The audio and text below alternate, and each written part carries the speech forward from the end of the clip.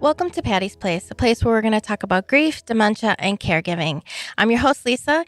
I named this podcast in honor of my mom, Pat, who passed away from dementia about 2.5 years ago. So hopefully I want this place to be a place where you don't feel alone and you can find some good resources to help you through this difficult time. So grab your cup of coffee, your cup of tea, or if you're having that really bad day, your glass of wine, and let's get talking. Today I'm really excited. Our guest is Jill Agin. She's the founder of For Better Minds and a passionate advocate for helping people protect and improve brain health as they age. She specializes in CST, which is Cognitive Stimulation Therapy. It's an evidence-based, non-drug approach shown to improve cognitive confidence, communication, and quality of life for people living with mild cognitive impairment and early-stage dementia. Welcome, Jill. Thank you. Thank you. It's nice to be here. Yes, I'm very excited about this because brain health is very important.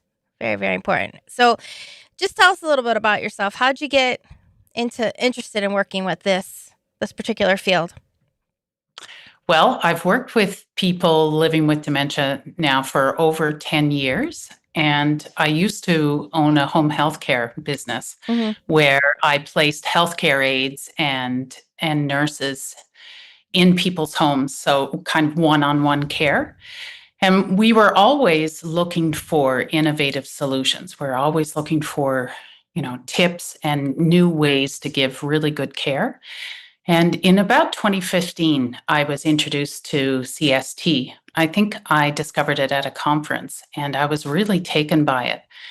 And I always kept it in mind as something I wanted to do. And then I tried it out eventually. And then I stopped with my home care business in 2022 and decided to do CST full time. I just thought it was such a compelling service. It is evidence-based, like you said. So what that means for people who don't know, it means it's scientifically proven. Okay. So the program that I use has been around for 25 years, and it is really well trialed.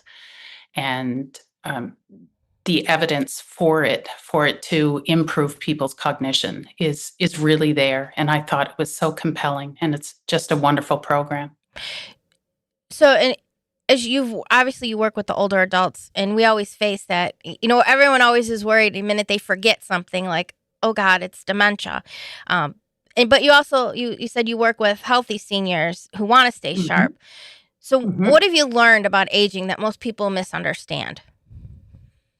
I think aging in general, that most people understand, is that in order to age well, it's an active process. So we really need to work hard at it. And if we take it passively and just allow it to happen, we're probably not going to age as well as we hoped. Okay. So I think in aging well, we really need to look at our diet and our exercise levels. Okay. There are some really basic things. We have to be very intentional about aging well and, keep our muscle mass, keep exercising, and eat a good diet. And I think that's the most misunderstood thing. I honestly do, that we really need to come together and understand that we have to do a lot of things for ourselves. It's going to be intentional, and it's going to take a lot of energy and time. And we need to invest in our own health in order to age well. Okay. So why do you think that the cognitive stimulation therapy is still not widely known? Well, that's a good question. And I often, ever since I started with this, I have thought about that. Why is this not widely known?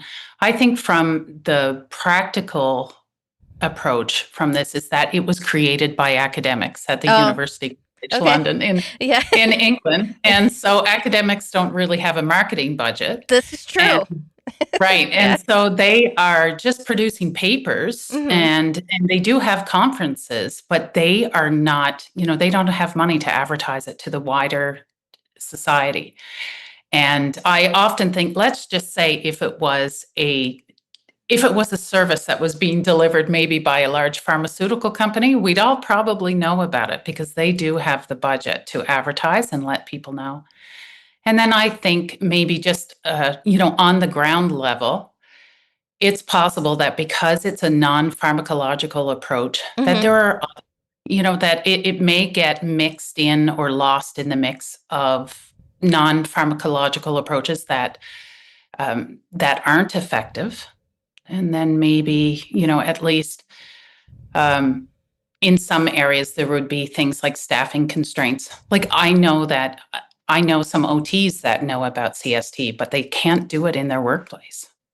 So, Mhm. so for those of us who aren't familiar with it, what exactly is CST? Good. So, cognitive stimulation therapy. So, it's a program that was created for people with mild cognitive impairment or early to mid stage dementia. Okay. So, it was created to relieve the symptoms of mild cognitive impairment and early dementia.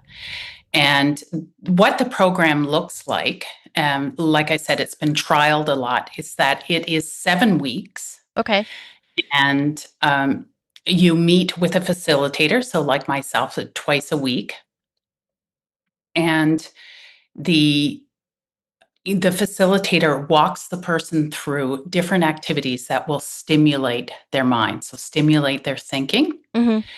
The basis of the therapy is to get the person to generate ideas and come up with opinions and have their minds stimulated. So it's a really wonderful program in that there's no right or wrong answer, and it's not testing and it's not quizzing. Okay. And instead, it's generating ideas and generating opinions, and in a very safe space with an effective listener. So it's Hmm. kind of like you're having a conversation with the Yes, person. absolutely. It's a conversation-based therapy. Hmm. Okay. And that Hmm. that doesn't sound scary either, Hmm. because I know Yeah. with my mom's particular case, she refused to get diagnosed. She, Hmm. I knew that she had some issues and stuff, and she would not go. She wouldn't even take the little test, like the 10-question test. She just wouldn't answer the doctor Hmm. with it till it got to be, too far along. So this could be something for somebody that if they notice, like you said, it's mild, that they might be able to help them. Granted, there's no cure for dementia, but might help them have a little bit more lucid moments longer. Hmm. Hmm. It also helps with so the things that it has been proven to help with are, memory, language fluency, word finding, executive function, Okay. following directions. Another big one is oral comprehension. Okay. So I don't know if you've ever noticed sometimes when you're speaking to older people that they don't have hearing impairment, so they can hear, but they might ask you a couple of times for you to repeat yourself. So they Mm-hmm. didn't quite get it. So that it Okay. really helps with that as well. It really helps with confidence with people speaking. And I see in the first couple of sessions, so like if the program is 7 weeks and we meet twice a week, so it's kind of 14 sessions. And I can really see with people who aren't used to speaking, people aren't used to having an engaging conversation, or for people who, just are really understimulated and no one has ever asked them a question in a Mm-hmm. long time. It takes them a couple sessions. I can really see their confidence building, and it takes them a couple of sessions in order to organize their thoughts and come up with a coherent answer. And even in the first two sessions, people will pause for a long time, just coming up with, what do I actually think about this topic? Okay. The facilitator is asking me a question. I could be asking, say, about, just about food or about Mm-hmm. using money and I'll just say, so what do you think of that? So this is even good for somebody who um, may not necessarily have the mild cognitive impairment, but just maybe for older people, because they always say that socialization is very important to aging as well, too, and for cognitive abilities for it. So that could help with them if they're just like maybe feeling mentally slower or less engaged or, like you said, understimulated.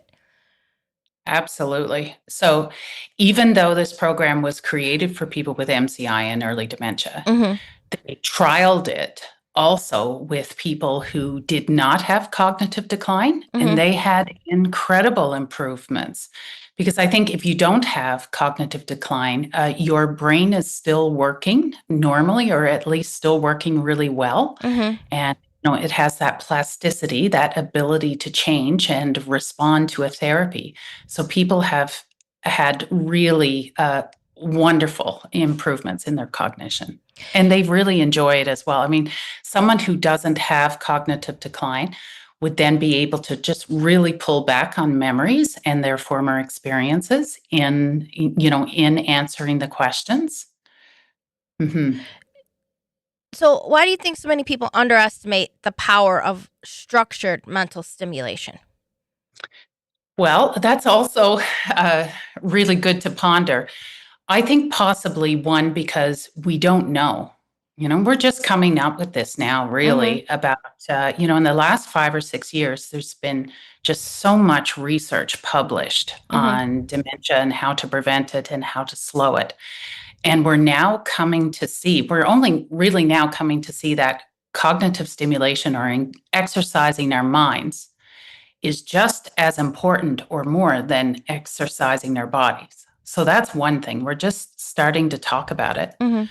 But also, too, maybe because, we're still in a society where we kind of underestimate structured physical exercise, right? So Yeah. if you Yeah. make an appointment, if you go all in and hire a personal trainer that's going to turn up, or you're going to have an appointment with them, there's the accountability there of there's a human being waiting for me, so I'm going to turn up at the appointment. And then that personal trainer probably has an hour of planned activities and exercises for the person. And they're going to stick to it, and they're going to finish it. They're going to follow through, and they're going to finish it. And that's the same thing with me with cognitive stimulation therapy. So when someone makes an appointment with me, I have an hour of planned activities, and they're going to turn up, and I'm going to turn up, and we're going to follow through and do the full hour, and it's going to be great. So I think it's really rare when you think of cognitive engagement, or you think about, being interested in something and exercising your mind. How often do we do that even in everyday life, say for more than 3 or 4 minutes? That's true. So, Mhm. what would be some examples, something simple from? I mean, I like would reading. Is that a good one? Or doing puzzles Yeah. or those types of things? Mhm. It is. And so for reading in particular, researchers kind of quantify it in different ways. They say, like, reading a novel is different reading than, say, reading a magazine Mm-hmm. or reading a pamphlet. So Yeah. reading a novel, I often ask people, so if you were to read a chapter of a novel and you knew that after you read that chapter, you had to explain it to someone else, how carefully would you read that chapter? Oh, So that's true. reading can be on different levels, Mm-hmm. right? But definitely playing chess, playing checkers, Okay. board games, they're really good. Um, there's a whole list of things that we can do. Even I remember seeing on the list that when we're out driving and navigating in unfamiliar areas, Mm-hmm. that is considered cognitive engagement, or going out and walking in unfamiliar areas, right? You're more engaged, you're more alert, you're thinking about where you're going.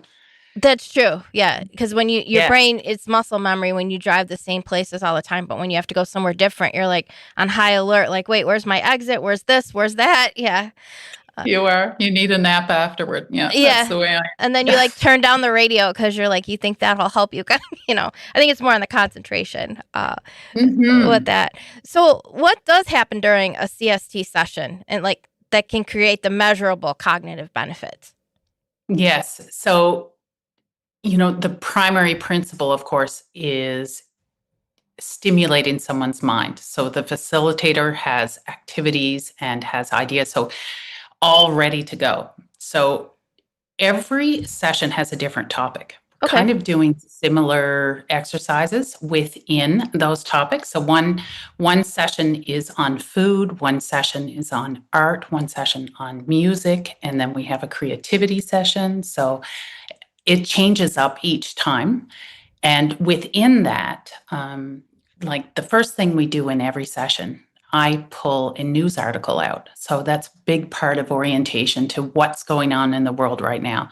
And I don't use the traumatic news. I often pull from the Good News Network.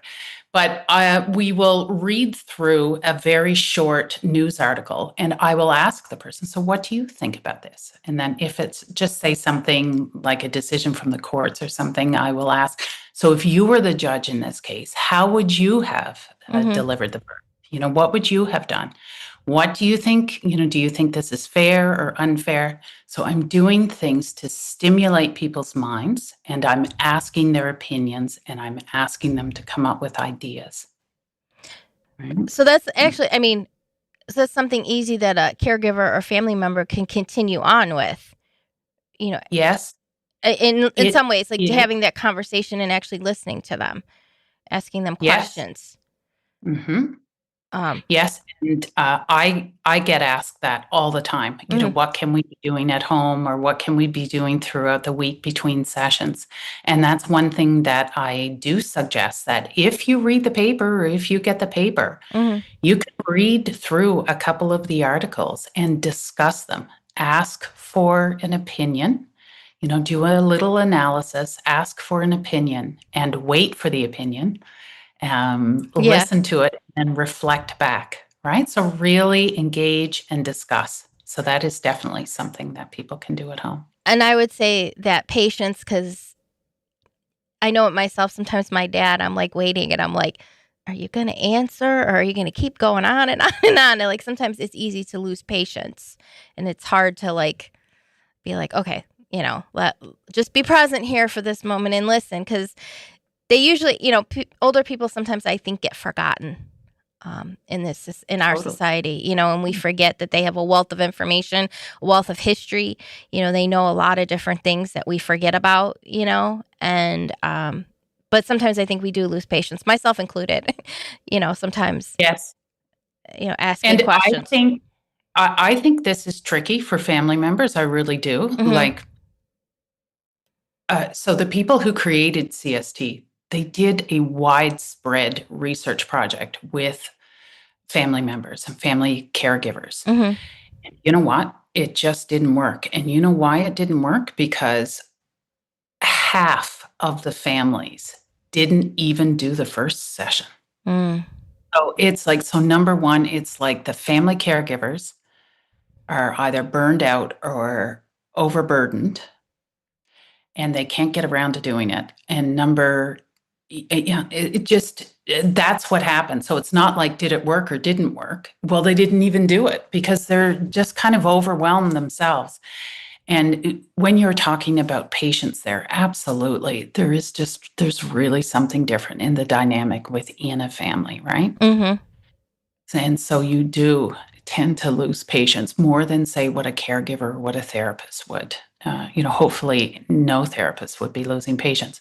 I mean, a couple of things that might make it better would be to have zero distractions. So no radio on, no TV on in the background, and maybe come to a table, clear the table, and do it just, two people across the table from each other. Make it slightly official, or like, okay, now we're doing something.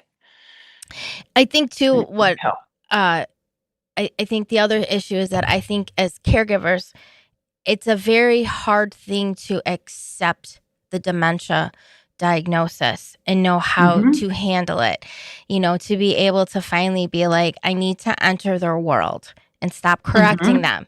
If they say the sky is green, just go with it, and I think that's what's really hard to get to that point in doing that. But it helps so much when you're able to get to that point with caregiving and being able to sit there and be in that moment with them and talk with them with those different things. With that, I found it's heartbreaking too to see the to see the change. It I mean, is. I've even sometimes when I'm in someone's home, I can kind of chuckle with a married couple that have been married for over 60 years. Like I just one gentleman that I can think of, 89 years old, and his wife will take a break when I'm there and working with him one on one. His wife will be in the bedroom, and sometimes I'll ask him a question. He'll say no, or just like, have you ever been to Paris? Or no, no, no. And then I can hear the wife calling out, "You have been 30 years ago there," right? So Yeah. I think it's no right or wrong answer for me, and I'm going with it, and I'm doing my best to Right. stimulate someone, and we're having a great time, and the mood is great. And it is, I think it is difficult for family members to do it. You have to really know that you're going into this, and no matter what is being said, the most important part of it is that you are an active or an effective listener. You're reflecting back and you're giving the gift of stimulation and your time and attention to the person. Yeah, I would agree with that it is hard. Like, I know it was harder for my dad to get to that accepting um, Mhm. with that. So how would somebody in their 50s or 60s and they want to future proof their brain? How should you start? What can you do? Uh, well, I think of this all the time, and I think about my own relationship with food and exercise, but definitely it just goes back to the same possibly boring diet and exercise. So, our diets, when people talk about the standard American diet, we are eating processed food, we have higher sugar and high grain. And it is best that we reduce that sugar, reduce the grain, and reduce the processed food. So there is a diet that has been trialed now. It's called the MIND diet, so Mm-hmm. MIND. And it is like a mix of the Mediterranean diet and the DASH diet. Mm-hmm. The DASH diet was created to lower people's blood pressure. So the MIND diet really emphasizes, vegetables and fruit. It allows you to have whole grains only and a limited amount, and very little processed food, and then little, just the tiniest bit of butter. So it says use olive oil instead of butter.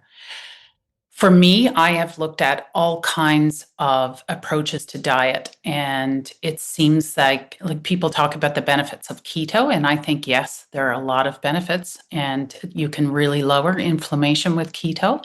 For me, it is too strict right now for me. I Mm. really love fruit and I like vegetables. And so for the MIND diet, it has been trialed, it has been researched, and even moderate adherence to that eating regime Mm-hmm.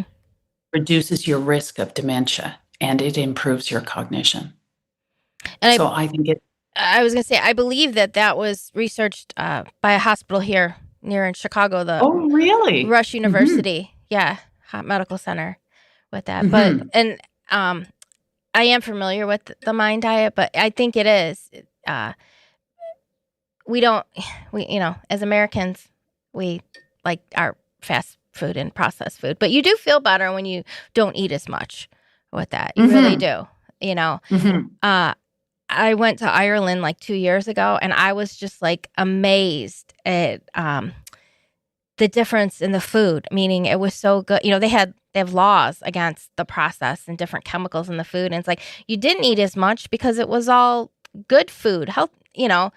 Um, you know what I'm trying to say. Mm-hmm. It didn't have all the Probably chemicals. whole foods. Yes, that's the Mm-hmm. word I'm looking for. Mm-hmm. Yeah, it does make a difference with it. But it's also good to know that, yeah, scientifically, the MIND diet, they have been able to show that it does decrease the dementia Mm-hmm. risk Mm-hmm. with that. Do you think that cognitive decline is an inevitable part of aging?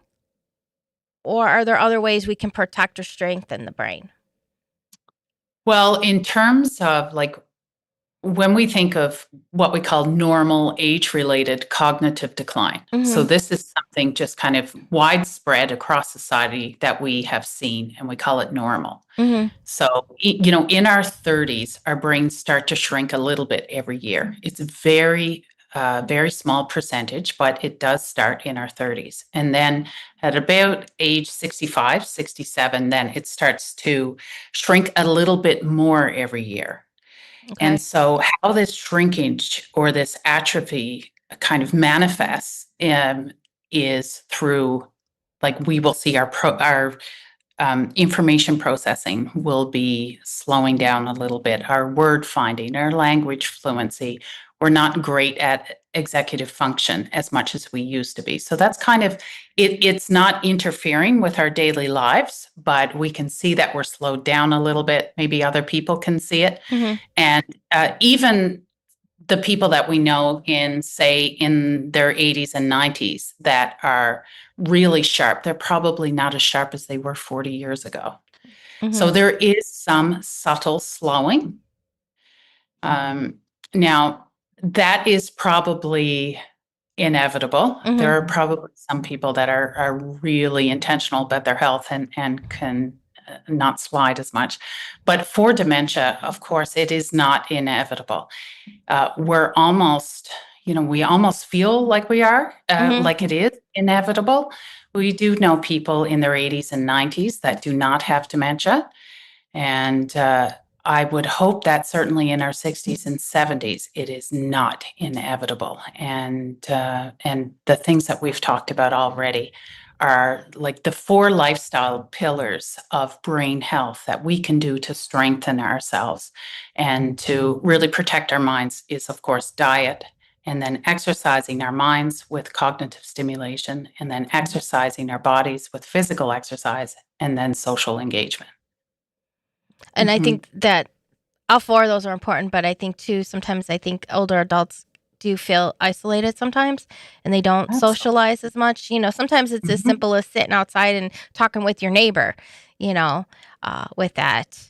It is important to socialize and get that cognitive stimulation with that. Yes. And, the older you get, the more you are outliving your cohort.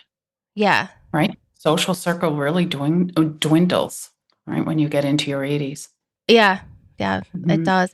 Why do you think so many people underestimate the power of structured mental stimulation? Sorry. Yes. I think because we haven't really thought about it. It's not something that, it's something that is fairly recently known. And the research is only just coming out now about how important it is. So there was a really huge research project delivered in China, and they looked at 40,000 people over 10 years. It was a really huge trial. What they were looking at was they were just looking at people's memory. So at the start of the 10 years and at the end. And what they saw was the most important factor that gave them a good memory was diet, like we've already talked about, and really high levels of vegetables and low processed food. And then number 2, the second most important feature of the people who had good memories after 10 years was cognitive engagement. So was that exercising the mind? And the researchers were really surprised at that because they thought that number 2 might be exercise, or they, physical exercise, or that number 1 was. So they were surprised that exercising the mind was so high on, for people who had good memories at the end of 10 years. So number 1 was diet. Number 2 was cognitive stimulation or exercising the mind. Number 3 was exercising the body, and number 4 was social engagement. And I think it's even more important in these days, especially with AI and everything. It's so easy to not think these days, to make sure that you do think. And, sometimes doing things the old way is better for your brain Mm-hmm. with that. So speaking of that, so your website is forbetterminds.com. So, That's right. okay. So if somebody Mm-hmm. goes to your website, what can they find? So they can find more information about cognitive stimulation therapy, and they can find some of the scientific evidence about it. Mm-hmm. And they can also contact me, and we can have a chat about them doing CST with me. Okay. So I deliver cognitive stimulation therapy through Zoom. I have clients right now in Europe and in the US and in Canada. So if you're English speaking, we can work together because I don't speak another language. And but other than that, geography is not a barrier. So if you can use Zoom, Mm-hmm. we can work together. And learning Zoom is good mental stimulation, cognitive stimulation. Yes, and you wouldn't believe the number of people that can use it. I think it really happened during the pandemic. A lot Yeah. of people learned how to use Zoom. Yeah. Mm-hmm. Yeah. Technology is always a good one for Mm-hmm. cognitive stimulation. I know for me anyway with it. So Yes. I think this is so interesting. And there's, like you said, there's simple things that we can do to help the prevention of aging. But if you do get that diagnosis of the mild cognitive impairment, again, you can kind of slow the progression a little bit by doing some of these Mm-hmm. things with Mm-hmm. it for that. Yes, you can keep your skills up. You can keep some of your mental skills up with cognitive stimulation therapy. It also is shown to really help people's mood, quality of life. And for women, it's been even shown to alleviate depression. Oh, I could see Mm-hmm. that. Yeah, I could see that because I think sometimes as women we feel like we have to take care of everything, and it's a lot. Mm-hmm. It's a lot Mm-hmm. to handle some days. Yes. Yeah. And I think the connection that you have in this just such a rewarding and wonderful conversation Oh, that well, thank you. Well, I just think it's important. I think, people need to know what they can do. And if they're in the middle of having a loved one, family member with dementia, what can they do? What are other things to do? Because you feel so helpless, because there's just nothing they can do for you, Mhm. so at least there's something you could be like, all right, even if it's learning how to have that conversation, because my mom had opinions about things all the time. Still, she always did, and you'd be like, oh, okay, Yes. you know. Mhm. So I think sometimes we take our older adults for granted. Mhm. We push them in the background sometimes, and we shouldn't. So Mhm.